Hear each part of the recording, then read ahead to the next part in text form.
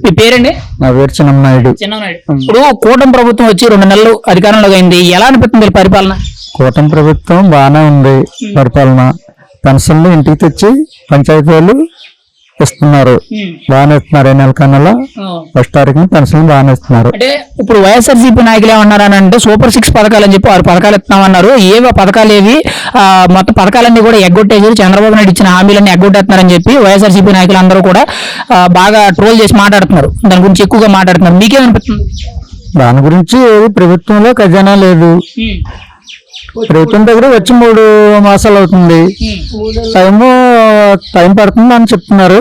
పథకాలు అయితే అమలు చేస్తానంటున్నారు, దానికి టైం పడుతుంది అంటున్నారు. అంటే ఖచ్చితంగా ఈ ఏదైతే ఉచిత బస్సే కానీ లేకపోతే ఆడవాళ్ళకి 1500 కానీ ఉచిత గ్యాస్ అనేది సంవత్సరానికి 3 ఇవన్నీ కూడా ఖచ్చితంగా ఇస్తారంటారా? ఖచ్చితంగా అమలు చేస్తానని చెప్తున్నారు మరి ప్రభుత్వం. దాన్ని మనం చూడాలి, అదేం చేస్తుంది అనేది మనం ఎదురు చూడాలి. ఇప్పుడు మొన్న కూడా ఆగస్టు 15వ తారీఖుని రాష్ట్ర వ్యాప్తంగా ఒక 100 అన్న క్యాంటీన్లు అయితే పెట్టడం అయితే జరిగింది. మరి గతంలో అలాంటివి ఏవీ లేవు. మరి అన్న క్యాంటీన్ల వల్ల మేలేమైనా ఉందా లేకపోతే ఏదైనా ప్రచారం కోసమేనంటారా? అన్న క్యాంటీన్ వల్ల మేలు ఎందుకు లేదు? మేలు ఉంది. 5 రూపాయలు భోజనం, 5 రూపాయలు టిఫిన్. భోజనం 5 రూపాయలు భోజనం బాగానే ఉంది, బాగానే పెడుతున్నారు.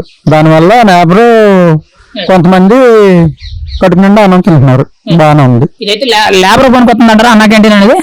లేబర్ అంటే మరి ఆ టైంలో పక్కన ఉన్న వాళ్ళు ఎవరైనా వెళ్ళొచ్చు, ఉన్నవాళ్ళు లేని ఏముంది. ఆ టైంకి ఎవరికైనా ఆకలి వస్తుంది, ఎవరైనా భోజన టైం కనుక వెళ్తే ఎవరికైనా పెట్టాలి, తప్పదు కదా. లేబర్కి పెట్టాలి, ఉన్నవాడిలో పెట్టాలి. ఫైనల్ గా అయితే ఒక మాట, ఈ 2 నెలల కూటమి ప్రభుత్వ పరిపాలన ఎలా ఉంది? గత 5 ఏళ్ల జగన్మోహన్ రెడ్డి గారి పరిపాలన ఎలా ఉంది? కూటమి ప్రభుత్వం పరిపాలన అంటే బాగానే ఉంది. ఇప్పుడు జగన్మోహన్ రెడ్డి గారి పరిపాలన అన్ని పథకాలు టైంకి వేసేవారు. ఈ రోడ్ల గురించి పట్టించుకోలేదు, రోడ్లు వేయలేదు. ఈ మందు ఏమో బాగా క్వాలిటీ లేని మంది ఇచ్చారు, దానివల్ల కొంత ఇబ్బందులు వచ్చినాయి ఆయనకి. అంటే ఇప్పుడు ఏమంటున్నారంటే చాలా మంది కూటమి ప్రభుత్వం వచ్చిన తర్వాత కొంచెం హత్యలు నేరాలు ఇవన్నీ ఎక్కువైపోతున్నాయని చెప్పి మాట్లాడుతున్నారు. వైఎస్ఆర్సీపీ వాళ్ళు మెయిన్ గా దాని గురించి ప్రచారం చేస్తున్నారు. మీరేమనుకున్నారు, జరుగుతుంది నిజంగా? ప్రతిపక్షాలు కనుక అలాగే మాట్లాడతారు. జరగడం అంటే అది ప్రభుత్వమే, ఎక్కడెక్కడో జరిగితే జరగవచ్చు, కానీ దాన్ని ఎవరైనా దాని గురించి ఏం లేదు. ప్రతిపక్షం కనుక వాళ్ళు విమర్శిస్తారు, చెప్తా ఉంటారు. ప్రతిపక్షం పార్టీ కనుక వాళ్ళు అదే పని మీద ఉంటారు, వాళ్ళు చెప్తా ఉంటారు. అంటే జగన్మోహన్ రెడ్డి ఇప్పుడు ఏమన్నారు అంటే వీళ్ళు ఈవీఎంల ద్వారా ట్యాంపరింగ్ చేసి గెలిచారని అంటున్నారు. ఖచ్చితంగా అది నిజమేనంటారా? అదే నిజం అంటే నిజం కాదు. ఇదివరకు 150 సీట్ వచ్చింది వైసీపీకి, అప్పుడు అది నిజమైతే ఇప్పుడు ఇది నిజం అనుకుంటామే. అప్పుడు ప్రజల్లో మార్పు వచ్చింది. జగన్మోహన్ రెడ్డి గారు చేసే పనులు ప్రజలకి నచ్చలేదు. ఇది ప్రజలు నేబర్కి పెత్తందారులకు ఇద్దామని చెప్పాడు.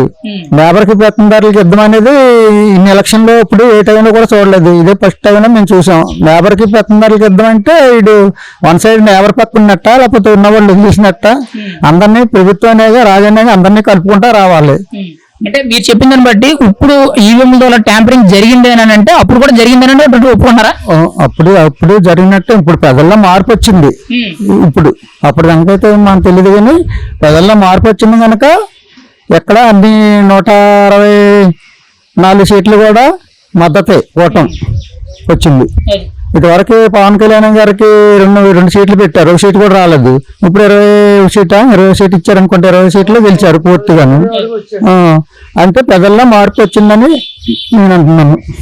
అది మరి జగన్మోహన్ రెడ్డి 2029లో మళ్ళీ మన ప్రభుత్వం మీరు అందరూ ధైర్యంగా ఉండండి అని చెప్తున్నాడు. ఖచ్చితంగా మళ్ళీ వస్తాడంటారా? ఆయన అయితే మరి ఆయన పెట్టే పథకాలు తప్పితే ఏ ఎమ్మెల్యే నిజవర్గంలో కూడా ఏ ఎమ్మెల్యే కూడా పనిచేయలేదు.